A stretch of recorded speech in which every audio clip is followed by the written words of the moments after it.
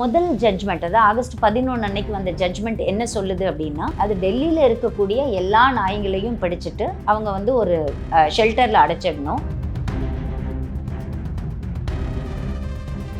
Street டாக்ஸ்னால பாதிப்புகள் இல்லை அப்படின்னு யாரும் சொல்ல முடியாது. இப்போ ஒரு பிரச்சனைகள்ல நீங்க என்னன்னா, மிருகங்களும் இருக்கு, மனிதர்களும் இருக்காங்க. மனிதர்களோட பிரச்சனைகளுக்கு நம்ம கொஞ்சம் இம்பார்ட்டன்ஸ் அதிகமா கொடுப்போம் மிருகங்களோட பிரச்சனைகளை விட. இப்போ நாய்கள் தேவையா தேவையில்லையா, மனிதர்கள் தேவையா தேவையில்லையா, இந்த மாதிரியான பிரச்சனை கிடையாது. அது இப்போ நாய்கள் நிறைய இருக்கிறதுனால ஒரு பிரச்சனை இருந்ததுன்னா அதற்கு ஒரு முடிவா தான் இந்த ஜட்ஜ்மெண்ட்.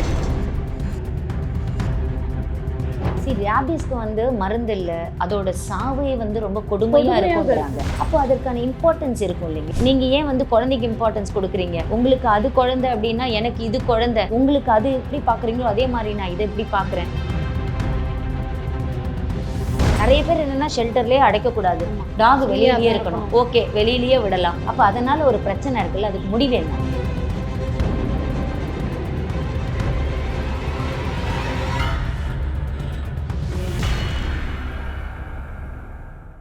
ஐபிஎன் தமிழ் நேயர்களுக்கு வணக்கம். இன்னைக்கு சட்ட ரீதியாக ஸ்ட்ரீட் டாக் அப்படிங்கிற ஒரு விஷயம் தான் இன்னைக்கு பரபரப்பாக நிறைய இடத்துல நம்ம கேள்விப்படுறோம்.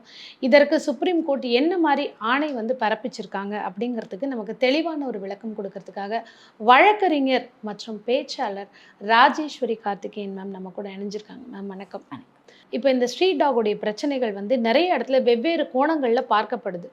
ஆக்சுவலாக என்ன உத்தரவு பிறப்பிச்சிருக்காங்க கோர்ட்லேருந்து, இதை பற்றின ஒரு டீட்டெயில்ஸ்.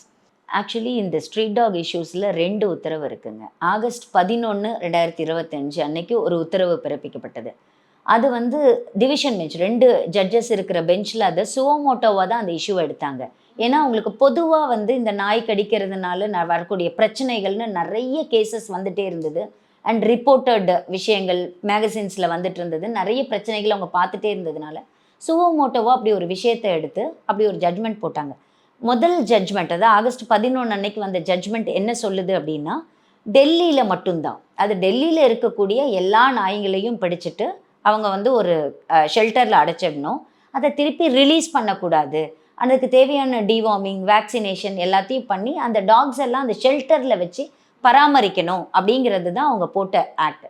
அதுக்கப்புறம் ஆகஸ்ட் 22 அன்னைக்கு ஒரு மாடிஃபிகேஷன் வந்தது அந்த ஜட்ஜ்மெண்ட்டில்.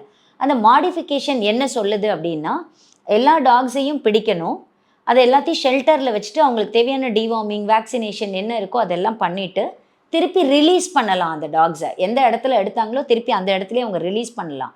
பட் ரொம்ப அக்ரவெண்ட்டாக இருக்கிற டாக்ஸ், இல்லை ரொம்ப வந்து திருப்பியும் அவங்களோட ஆக்டிவிட்டீஸ், இந்த டாக்ஸோட ஆக்டிவிட்டீஸ் ரொம்ப மோசமாக இருக்குது அப்படின்னு பார்க்குறாங்க அப்படின்னா அந்த டாக்ஸை அவங்க ரிலீஸ் பண்ணக்கூடாது. இல்லை ரேபீஸ் இருக்குன்னு நினைக்கிற டாக்ஸை ரிலீஸ் பண்ணக்கூடாது. ரேபீஸ் இருக்கிறதா கண்டுபிடிக்கிற டாக்ஸை அவங்க ரிலீஸ் பண்ணக்கூடாது. மற்ற டாக்ஸ்க்கெல்லாம் டிவார்மிங் பண்ணி வேக்சினேஷன் பண்ணி திருப்பி அவங்க ரிலீஸ் பண்ணலாம் அப்படின்னு மாடிஃபை பண்ணியிருக்காங்க. அதற்கப்புறம் அதுக்கு முன்னாடி ஆகஸ்ட் 11 போட்ட ஜட்ஜ்மெண்ட் வந்து ஒன்லி ரிலேட்டட் டு டெல்லி. ஆனால் இப்போ ஆகஸ்ட் 22 என்ன சொல்லியிருக்காங்கன்னா, நேஷன் வைஸ் எல்லா ஸ்டேட்டுக்கும் ஒரு காமன் பாலிசி வரணும் ரிலேட்டட் டு ஸ்ட்ரீட் டாக்ஸு அப்படின்னு ஒரு விஷயத்த சொல்லியிருக்காங்க. அதுக்கப்புறம் ஃபீடிங் ஜோன்ஸ், இப்போ என்னென்னா எந்த இடத்துல வேணால் டாகுக்கு ஃபீட் பண்ணலாம் அப்படிங்கிற ஒரு விஷயம் இருக்குது. அப்படி இல்லாமல் ஒரு ஃபீடிங் ஜோன் க்ரியேட் பண்ணி அந்த ஜோன்ஸில் மட்டும்தான் நீங்கள் டாக்ஸுக்கு வந்து ஃபீட் பண்ணணும் அப்படின்னு அவங்க மாடிஃபை பண்ணி கொடுத்துருக்காங்க. ஸ்ட்ரீட் டாக்ஸ்னால பாதிப்புகள் இல்லை அப்படின்னு யாரும் சொல்ல முடியாது. பாதிப்புகள் இருக்குது. இப்போ ஒரு பிரச்சனைகளில் நீங்கள் என்னென்னா, ஒரு மிருகங்களும் இருக்குது, மனிதர்களும் இருக்காங்க. மனிதர்களோட பிரச்சனைகளுக்கு நம்ம கொஞ்சம் இம்பார்ட்டன்ஸ் அதிகமாக கொடுப்போம் மிருகங்களோட பிரச்சனைகளை விட. ஏன்னா இங்கே மனிதர்களுக்கான இம்பார்ட்டன்ஸ், மனிதர்களுக்கான சட்டங்கள் ரொம்ப அதிகமாக இருக்குது, இவங்களோட சமூகம் ரொம்ப பெருசுங்கிறதுனால. இப்போ இது ஒரு பிரச்சனையாக வளர்ந்ததுனால ஒரு சட்டம் வந்தது. ஒரு சட்டம்ங்கிறது என்னென்னா, இந்த பிரச்சனையோட முடிவை தான் அவங்க பார்த்தாங்க. இப்படி நிறைய சாவுகள் நடக்குது, நிறைய குழந்தைகள் இறக்குறாங்க, நிறைய பிரச்சனைகள் நடக்குது, நிறைய ஆக்சிடென்ட்ஸ் நடக்குது. ஏன்னா ஒரு டாக் வந்து பின்னாடி துரத்திக்கிட்டே ஓடினா அதனால் வரக்கூடிய ஆக்சிடென்ட்ஸ் நிறைய ஆகுது. அப்போ அந்த பிரச்சனையை எப்படி முடிக்கிறதுன்னு நினச்சி தான் சுவோமோட்டோவாக அப்படி ஒரு விஷயத்தை எடுத்து அப்படி ஒரு ஜட்ஜ்மெண்ட் பாஸ் பண்ணாங்க. அந்த ஜட்ஜ்மெண்ட்டில் சில பிரச்சனைகள் இருக்க உடனே விலங்கு நல ஆர்வலர்கள் எல்லாரும், எங்களுக்கு நீங்கள் வந்து இப்படி பண்ண முடியாது, எல்லாத்தையும் பிடிச்சி அடைக்க முடியாது. அதில் அடைக்க முடியாதுங்கிறதுல இன்னொரு விஷயத்தை கோர்ட் அனலைஸ் பண்ணிச்சு. என்னென்னா, இவ்வளோ ஷெல்டர்ஸ் கிடையாது, ஆமா. இந்த வசதிகள் நம்மளுக்கிட்ட கிடையாது. ஸோ அப்போ என்ன பண்ணுறது? அந்த ஷெல்டர்ஸ் எல்லாம் ரெடி பண்ணுற வரைக்கும் என்ன பண்ணுறது? அதற்கான முடிவாக தான் இந்த மாடிஃபிகேஷன் எல்லாம் நீங்கள் பார்க்க முடியும். பட் மாடிஃபைடு ஜட்ஜ்மெண்ட்டை விட்டுட்டு ஜட்ஜ்மெண்ட் என்ன சொல்லிச்சோ அதையே விட்டுட்டாங்க. ஏன் ஜட்ஜ்மெண்ட் வந்தது, ஜட்ஜ்மெண்ட் என்ன சொல்லிச்சு, இதையே விட்டுட்டாங்க. இப்போ நாய்கள் தேவையா தேவையில்லையா, மனிதர்கள் தேவையா தேவையில்லையா, இந்த மாதிரியான பிரச்சனை கிடையாது அது. இப்போ நாய்கள் நிறைய இருக்கிறதுனால ஒரு பிரச்சனை இருந்ததுன்னா அதற்கு ஒரு முடிவாக தான் அந்த ஜட்ஜ்மெண்ட். இல்லை ஓகே இதை நீங்கள் வந்து ஃபஸ்ட்டு ஒரு ஜட்ஜ்மெண்ட் போட்டாங்க, எல்லா டெல்லியில் இருக்க எல்லா நாயும் படித்து ஷெல்டரில் அடைங்கன்னாங்க. அது டெல்லிக்கு மட்டும் நடந்த ஒரு விஷயம். அப்போது அதற்கப்புறம் ஒரு பெரிய அவுட்க்ரை இருந்தது, எல்லாரும் இது எப்படி போடலாம் அதை எப்படி போடலான்னு பிரச்சனை வந்தோடனே அதை இப்போ நேஷன் வைடு பிரிக்கும் போது இப்படி பண்ணாங்க. இப்போ தமிழ்நாட்டில் இந்த வசதிகள்லாம் இருக்கா அப்படின்னு அவங்க பார்க்கணும், கர்நாடகாவில் இந்த வசதிகள்லாம் இருக்கான்னு பார்க்கணும். ஸோ இதெல்லாம் பேஸ் பண்ணி தான் அந்த ஜட்ஜ்மெண்ட் மாடிஃபை ஆச்சு. அந்த ஜட்ஜ்மெண்ட்டில் ரொம்ப தெளிவாக அழகாக சொல்லியிருப்பாங்க. என்னென்னா ஃபஸ்ட்டு வந்து எல்லா டாகையும் பிடிங்க, தேவையான வேக்சினேஷன் டிவார்மிங் என்ன இருக்கோ அதை போடுங்க. ஒருவேளை ரேபிஸ் இருந்ததா பார்த்தீங்கன்னாலோ, இல்லை இந்த நாய் வந்து அதோட ஆக்டிவிட்டீஸே ரொம்ப கொடுமையாக இருக்குது அப்படின்னாலோ அதெல்லாம் நீங்கள் ரிலீஸ் பண்ணாதீங்க, அதெல்லாம் ஷெல்டர்லேயே இருக்கணும். நார்மலாக இருக்க டாக்ஸை வந்து வேக்சினேஷனுக்கு அப்புறம் அதே ஏரியாவில் நீங்கள் ரிலீஸ் பண்ணலாம். ரிலீஸ் பண்ணாலும் அந்த இடத்துக்கு ஃபீடிங் ஜோனுன்னு ஒன்று நீங்கள் ஃபிக்ஸ் பண்ணணும். அந்த ஃபீடிங் ஜோனில் வச்சு தான் அவங்களுக்கு அதை நீங்கள் சாப்பாடுகள் கொடுக்கணும். அந்த இடத்துல தான் நீங்கள் அந்த குழந்தைங்களுக்கு அந்த டாக்ஸ்க்கு வந்து நீங்கள் ஃபீட் பண்ணலாம். ஸோ இதனால் பிரச்சனைகள் கம்மியாகும்னு பார்க்குறாங்க. அதே மாதிரி நேஷன் வைடு ஒரு பாலிசி, எல்லா ஸ்டேட்டுக்கும் இந்த ஸ்ட்ரீட் டாக் சம்மந்தமாக ஒரு பாலிசி கொண்டு வரணும். அதே மாதிரி எல்லா உயர்நீதிமன்றங்களில் இருக்கக்கூடிய இந்த வழக்குகளையும் துரித முறையில் எடுத்து விசாரித்து ஒரு பாலிசியை ஃப்ரேம் பண்ணணும்னு அந்த ஜட்ஜ்மெண்ட்டில் சொல்லியிருக்காங்க. ஆக்சுவலாக இந்த ஜட்ஜ்மெண்ட்டை ப்ராப்பராக ஃபாலோ பண்ணினாலே இந்த ஸ்ட்ரீட் டாக்ஸ் இஷ்யூஸ்னால வரக்கூடிய பிரச்சனைகளை வந்து தடுத்து நிறுத்திடலாம். அந்த ஜட்ஜ்மெண்ட்டை ஃபாலோ பண்ணுறதை விட்டுட்டு இது ஏதோ இந்த ஜட்ஜ்மெண்ட் வந்து ஸ்ட்ரீட் டாக்ஸ் எல்லாம் ஒழிக்கிறதுக்கான வந்த சட்டம் மாதிரி பார்த்தோன்னா தவறாகும். ரேபிஸ்க்கு வந்து மருந்து இல்லை, அதோட சாவே வந்து ரொம்ப கொடுமையாக இருக்குங்கிறாங்க. அந்த வியாதி வந்து செத்தாங்கன்னா ரொம்ப கொடுமையான ஒரு முறையில் சாவாங்கன்றாங்க. அப்போ அதற்கான இம்பார்ட்டன்ஸ் இருக்கும் இல்லைங்களா? இதனால் வரக்கூடிய முடிவுகள், இப்போ டெய்லி ஒரு ஆக்சிடெண்ட் நடக்குது ஒரு ஸ்ட்ரீட் டாகால் அப்படின்னா அப்போ அதுக்கு முடிவு என்ன? அந்த முடிவை நோக்கி தானே நம்ம பயணம் இருக்கணும். இன்னொன்று என்னென்னா, டாகா சைல்டா அப்படின்னு பேசும்போது இப்போ நிறைய பேரோட ஆர்குமெண்ட்ஸ் எப்படி இருக்குன்னா, நீங்கள் ஏன் வந்து குழந்தைக்கு இம்பார்ட்டன்ஸ் கொடுக்குறீங்க, உங்களுக்கு அது குழந்தை அப்படின்னா எனக்கு இது குழந்தை, உங்களுக்கு அதை நீங்கள் எப்படி பார்க்குறீங்களோ அதே மாதிரி நான் இதை எப்படி பார்க்குறேன். அப்படி கிடையாது. இப்போ இந்த டாக்னால இந்த ஒரு குழந்தைக்கு மட்டும்தான் பிரச்சனைன்னு கிடையாது. இப்போ நாளைக்கு இந்த குழந்தைய இன்னைக்கு கடிக்குது, நாளைக்கு திருப்பி இன்னொரு குழந்தை வந்து அதையும் கடிக்கும். அது இப்போ எங்களோட பிரச்சனை என்னன்னா, இந்த நாயை ஒழிக்கணுங்கிறது கிடையாது. அந்த ஜட்ஜ்மெண்ட்டோட முடிவு வந்து இந்த நாயை ஒழிக்கணுங்கிறது கிடையாது. இந்த நாயினால் வர பிரச்சனையை எப்படி குறைக்கிறது, அதை கொண்டு போய் கொலை பண்ண சொல்லலை. பட் அந்த நாய்க்கு இப்போ நீங்கள் கருணை கொலை கேட்குற மாதிரி தான், அந்த நாய்க்கு குணப்படுத்தவே முடியாத ஒரு வியாதி இருந்ததுன்னா அதை பார்த்துக்கிறதுக்கு இடமே இல்லை அப்படின்னா அப்போ அதை நம்ம செய்யலாம் அப்படிங்கிறது தான். ஆனால் அந்த ஆக்சுவலி அந்த ஜட்ஜ்மெண்ட்டில் அதெல்லாம் அவங்க சொல்லவே இல்லை. அவங்க என்ன சொல்லியிருக்காங்க அப்படின்னா, எல்லாத்தையும் பிடிங்க, நீங்கள் ஒரு ஷெல்டரில் வச்சுக்கோங்க, அங்கே வச்சு நீங்கள் அதை பராமரிங்க, என்ன பண்ணுறீங்களோ அதுக்கு பாருங்கள். இதனால் ஒரு பிரச்சனை வெளியில் க்ரியேட் ஆகக்கூடாதுங்கிறதுக்கு தான் அவங்க இம்பார்ட்டன்ஸ் கொடுத்தாங்க.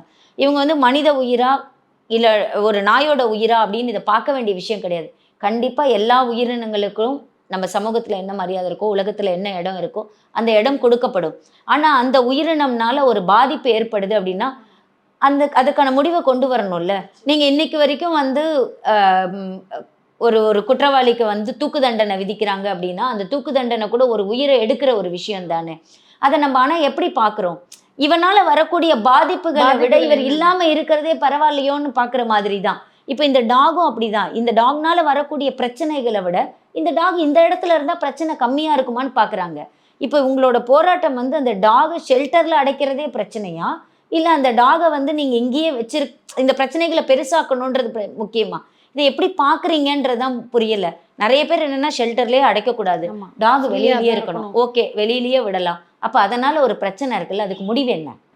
ஆமாம், அந்த முடிவுக்கான சொல்யூஷனே நீங்கள் கொடுக்கல. அந்த சொல்யூஷனை தான் ஒரு ஜட்ஜ்மெண்ட் எடுத்திருக்கு. ஒரு வழக்கை விசாரித்து அந்த வழக்கில் இவங்களை கூப்பிட்டு கேட்டு, கவர்மெண்ட்டை கூப்பிட்டு கேட்டு, ஒரு என்ஜிஓவை கூப்பிட்டு கருத்து கேட்டு, முதல் ஜட்ஜ்மெண்ட் ஆகஸ்ட் 11 வந்த ஜட்ஜ்மெண்ட்டில் நீங்கள் பார்த்தீங்கன்னா தெரியும், ஒரு அமிக்கஸ் கியூரியை அப்பாயிண்ட் பண்ணி, அமிக்கஸ் கியூரின்னா அந்த கோர்ட்டுக்கு ஹெல்ப் பண்ணுறதுக்காக ஒரு ஃப்ரெண்டு, ஒரு அட்வொகேட், ஒரு ஃப்ரெண்டாக போட்டு அவர்கிட்ட இருந்து எல்லா வகையிலையும் எல்லா சட்டங்களையும் அனலைஸ் பண்ணி, ஒரு டாகோட வெல்ஃபேரை பற்றி அவங்க பார்த்துருக்க மாட்டாங்களா அந்த ஜட்ஜ்மெண்ட்டை, அந்த கேஸை விசாரிக்கும் போது நிச்சயமாக அவங்க பார்த்துருப்பாங்க. அவங்க எல்லாத்தையும் பார்த்து அதுக்கப்புறம் ஒரு முடிவு, சரி ஓகே, பிரச்சனைக்கு என்ன முடிவு? ஓகே, டாக்ஸ் இருக்கணும், அவங்கள ஒரு ஷெல்டரில் வைங்க, அவங்களுக்கு தேவையான வசதிகளை செஞ்சு கொடுங்க. அதை தான் அவங்க கவர்மெண்ட் கிட்ட கொடுக்குறாங்க. ஷெல்டர் அமைக்கிற பொறுப்பு உங்களோடது. ஓகே, இல்லை இது என்னோட குழந்தைன்னு ஒருத்தவங்க சொல்கிறாங்கன்னு வைங்களேன், இது என்னோட குழந்தை, இந்த நாயை நான் வளர்க்குறேன், இது என்னோட குழந்தை, தூக்கிட்டு போய் உங்கள் வீட்டில் வச்சு வளங்க. அதை தான் சொல்கிறோம். ஆனா அதுக்கப்புறம் அந்த வீட்ல வளர்க்கக்கூடிய நாய்கள்னாலயும் நடக்கிற ப்ரோஸ் அண்ட் கான்ஸையும் அக்செப்ட் பண்ணிக்கிறதுக்கு யாருமே ரெடியா இல்லையே. இதை பத்தி இல்லை, அதுதான் சொல்கிறேன், எனக்கு பிரச்சனைகள் வரக்கூடாது.